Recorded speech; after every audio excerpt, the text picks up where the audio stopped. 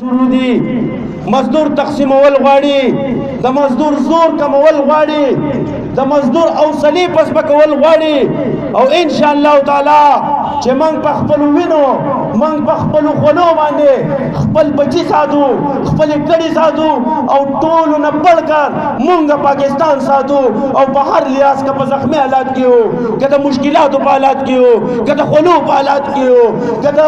وینو په حالات کې هو خو زمونږ د مزدور په خلا همیشه دا یو ناره ده چې پاکستان زنده باد پاکستان زنده باد نو بیا ولې زه د پاکستان زنده باد چغې ومباسم او د هغې باوجود هم دلته کې د مایوسۍ شکار یم هغه کم حقوق چې زما مزدور ته کم دي کم په قانون کې دي زه خو د قانون نه بهر هم څه نه غواړم زه خو په قانون دننه خبره غواړم زه کور غواړم د سرسوری غواړم زه په ورکینګ پوسټ کې تعلیم غواړم د خپل بچي ولې زما بچي د نن هلته کې یونیفارم نه میلاویږي ولې هغه ته شوز نه میلاویږي ولې د هغه د ټرانسپورټ سیسټم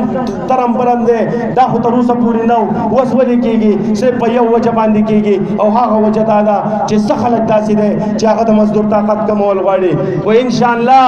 زما سره به نن زما دا ورونه هم دا واده کوي چې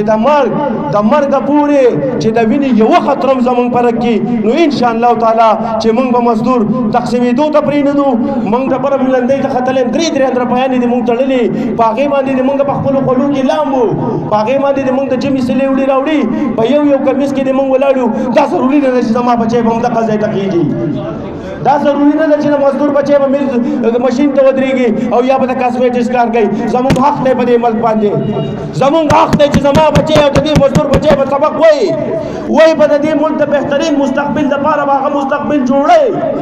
او په دې کې به ان شاء الله تعالی ټول مزدوران ټول ورونه کاغه د هرې طبقې سره تعلق ساتي خو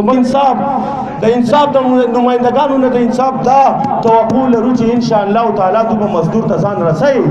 دوی به د مزدور بچي ته ځان رسوي دوی به د مزدور حق ته ځان رسوي او ان شاء الله چې یو ځل به بیا لکه د پخوا راځي هم دا ورکینګ پوسټ آبادي هم به دا کالونۍ آبادي هم به دلته